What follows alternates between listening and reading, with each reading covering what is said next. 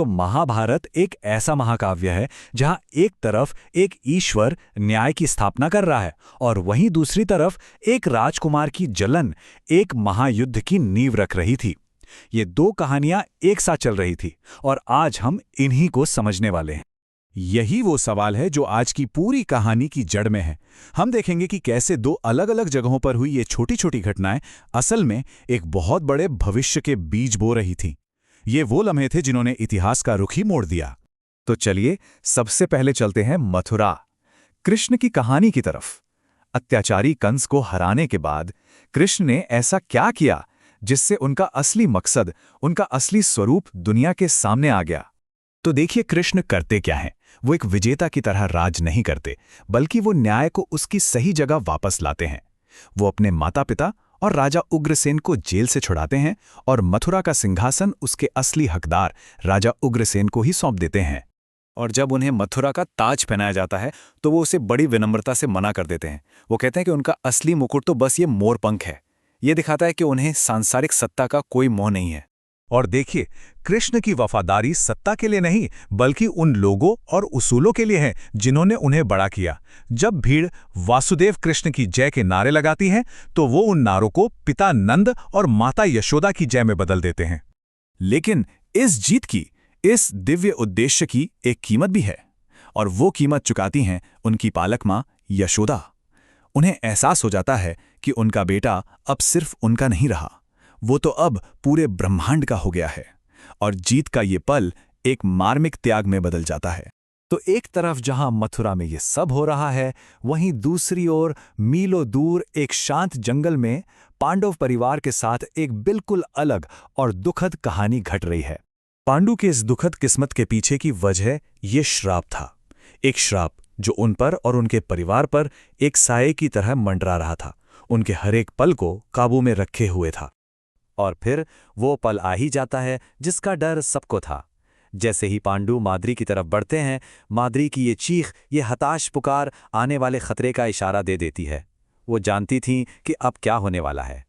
और उसी पल ऋषि के वो शब्द सच हो जाते हैं। वो नियति जिसे इतने वक्त से टाला जा रहा था, आखिरकार अपना काम कर ही देती है। इस घटना का जो विनाशकारी असर हुआ वो माद्री के इन शब्दों में साफ झलकता है।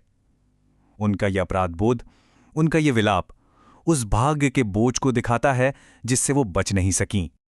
पांडु की मृत्यु के बाद अब एक और भी मुश्किल फैसला सामने खड़ा था। एक ऐसा फैसला जो दोनों रानियों कुंती और माद्री के इर्द गिर्द घूमता है। दोनों रानियों के बीच एक जबरदस्त बहस होती है। कुंती कहती हैं कि बड़ी पत्नी होने के नाते अपने पति के साथ सती होना उनका हक है, उनका धर्म है। लेकिन माद्री का तर्क कुछ और ही था। उनका तर्क बच्चों के भविष्य और प्यार पर टिका था। और यही माद्री के बलिदान के पीछे का असली कारण था। ये एक निस्वार्थ फैसला था ताकि पांचों बच्चों को कुंती की देखरेख में एक स्थिर और प्यार भरा जीवन मिल सके। और इसी के साथ माद्री चिता में प्रवेश करती हैं।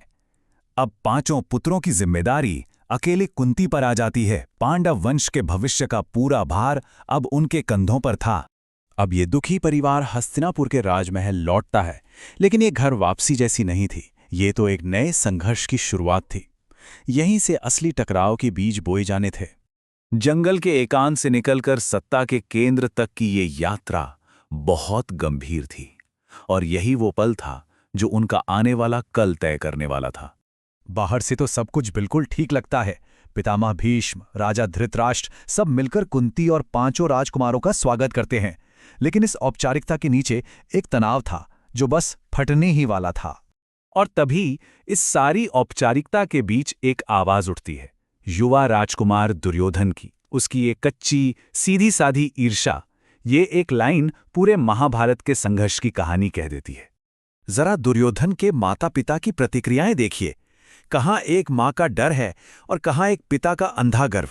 ये साफ दिखाता है कि कैसे धृतराष्ट्र की अनदेखी इस नफरत की आग को और भड़काएगी।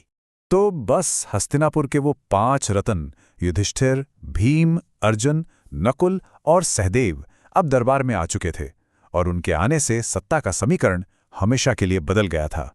तो आखिर में सवाल यही उठता है, एक तरफ धर्म की स्थापना हो रही थी और दूसरी तरफ अधर्म के बीज बोए जा रहे थे।